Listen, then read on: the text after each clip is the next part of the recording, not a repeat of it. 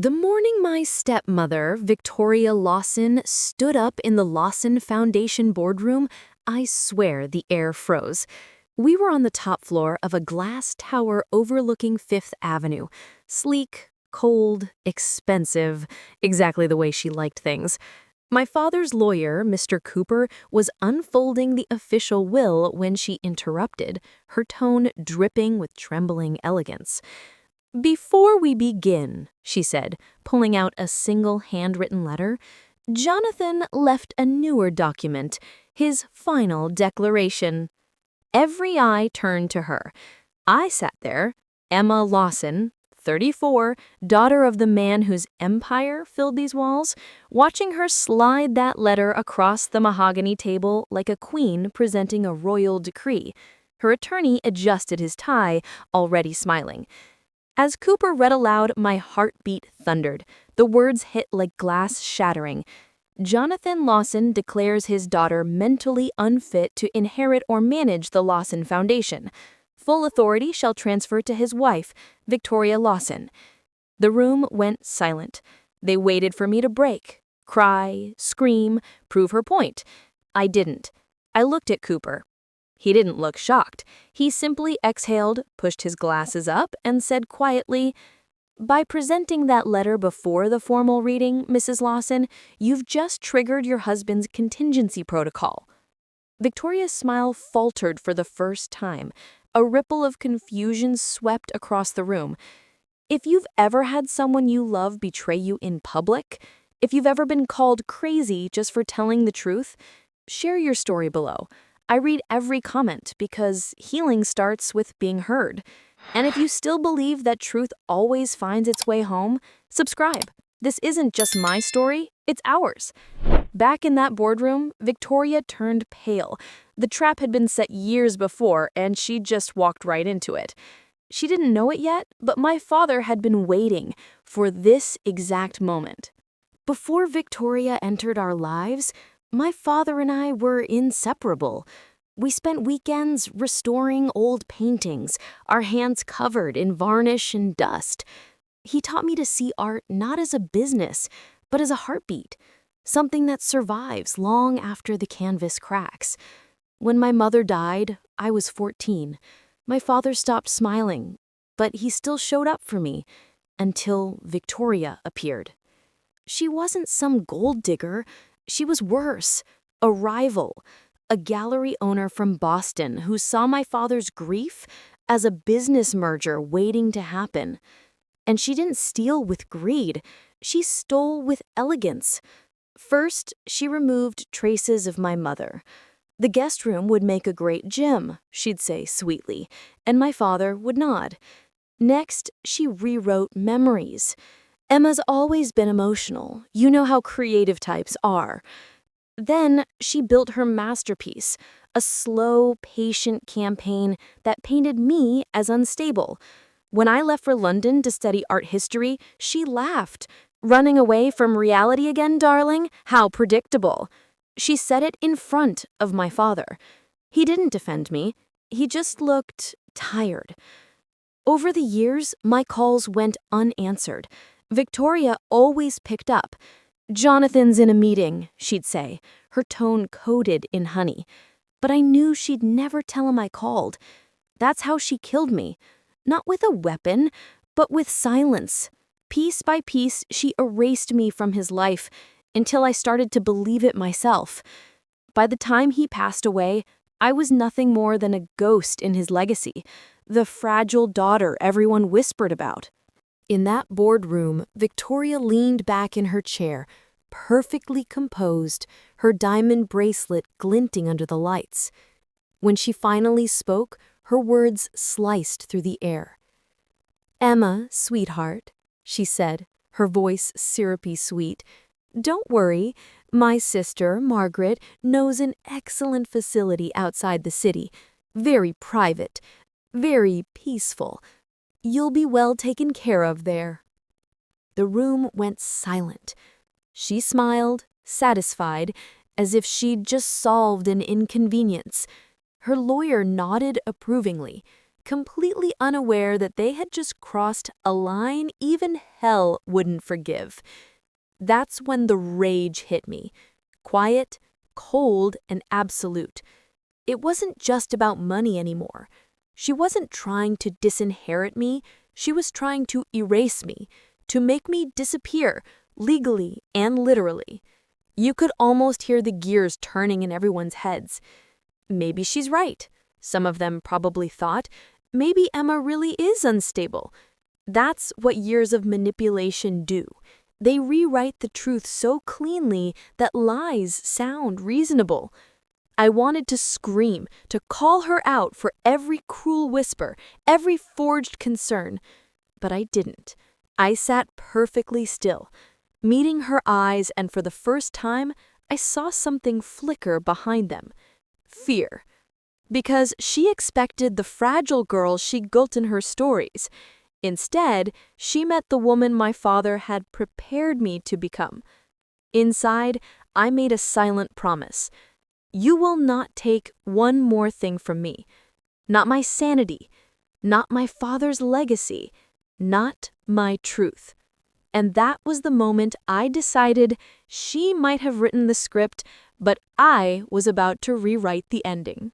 After that meeting, I drove aimlessly through the city. New York looked different that night.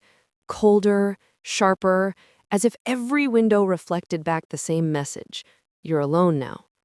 My father was gone, and the people sitting around that mahogany table believed Victoria's story more than they ever believed in me.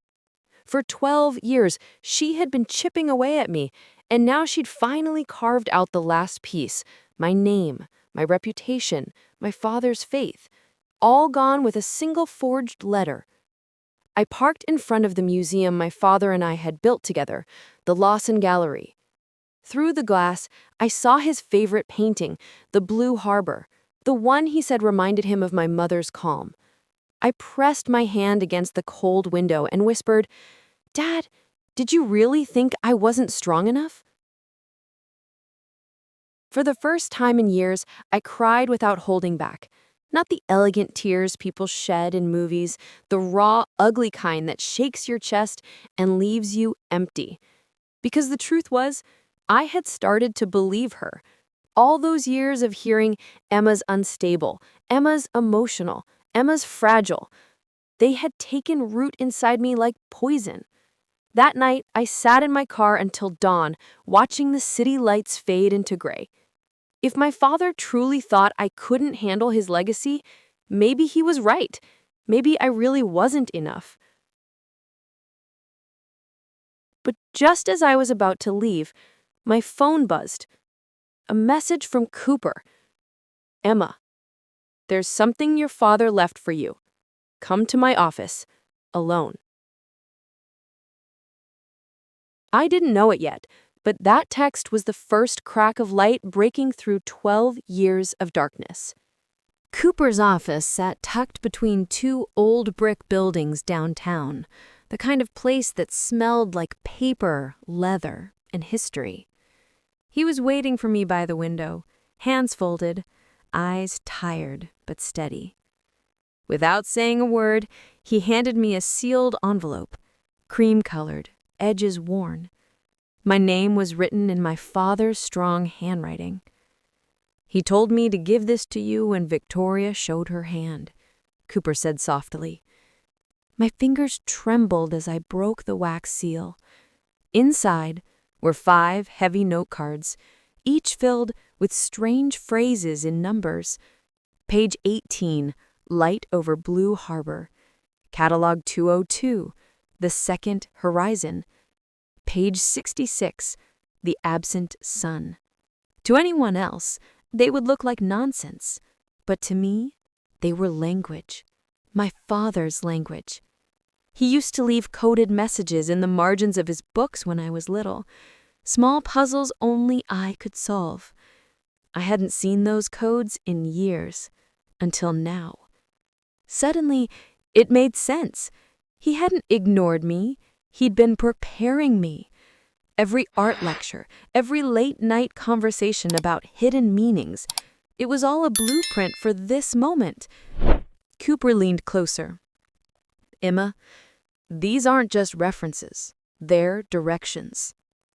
Hours later, we stood in the private vault of First Heritage Bank. The air smelled of steel and dust. The clerk pulled out a long metal box and placed it on the table. Inside lay two things: a black leather ledger and a matte black hard drive. No jewelry, no cash, just the truth. Cooper handed me the items, his voice barely above a whisper. He said you'd know what to do next. And I did. For the first time in years, I didn't feel small or broken. I felt awake, like a match finally struck in the dark. Victoria thought she had buried me under lies, but my father had built me a ladder, one clue at a time. Now it was my turn to climb out and bring everything into the light. Back at Cooper's office, the lights were dim. He plugged the matte black hard drive into his computer, and for a moment, the screen flickered. Then, my father's face appeared. Not the strong man from my childhood, but the frail version I'd last seen in a hospital bed. Still, his eyes, those clear blue eyes, were steady. Emma, he began, his voice thin but calm. If you're watching this, then Victoria has done exactly what I expected. He paused, taking a slow breath. You've wondered why I let her push you away, why I seemed blind. I wasn't. I was patient. Every word hit like a heartbeat. He explained how the last 2 years of his life were spent gathering evidence quietly, watching her turn the foundation into a personal goldmine. The ledger on the table contained the proof. Forged art pieces, stolen charity funds, secret offshore accounts. She thought she was erasing you, but distance made you untouchable. I let her believe she'd won, because I needed her arrogance to expose her, and I needed you, strong, trained, outside her reach, to finish what I started. My throat tightened. He never doubted me. He had protected me in silence. The man she called weak had been orchestrating justice all along. The next morning, Cooper called an emergency board meeting. When my father's video played on the giant screen, the room fell silent. Victoria froze, her mask of grace cracking as his words filled the air. If you ever contest this will, the FBI will receive everything on this drive. Her face drained of color. Her lawyer stammered. And for the first time in my life, I saw Victoria speechless. I didn't need to gloat. I didn't even need to speak. My father's truth had done it for me. In that moment, I realized justice doesn't always roar. Sometimes it whispers just loud enough for the guilty to hear it. 2 months later, I stood alone inside the newly renamed Lawson Legacy Museum. Sunlight poured through the skylight, painting the marble floor in soft gold. On the far wall hung the Blue Harbor, my father's favorite piece, the one that once symbolized everything we'd lost. Now it glowed again. I walked closer and traced the frame with my fingertips. For years, I thought my father's silence was abandonment. Now I understood. It was strategy. He hadn't given up on me. He'd been building a fortress I couldn't see until the battle was over. I smiled, not from triumph, but from peace. Victoria had disappeared quietly, signing everything over to avoid prosecution. There were no fireworks, no dramatic bye-byes, just quiet justice, the kind that restores rather than destroys. Sometimes I still hear his voice in my head. Emma, art endures, because truth always finds its way through the cracks. If you're still watching, remember this. Not every victory needs to be loud. Sometimes surviving, standing tall, and choosing integrity over revenge is the most powerful answer you can give to those who tried to break you. And if you've ever been betrayed by someone you trusted, share your story below. Maybe like me, you'll find that the moment you speak it out loud, you've already started to heal. Subscribe if you believe that justice can be patient and that truth, no matter how long it hides, always comes home.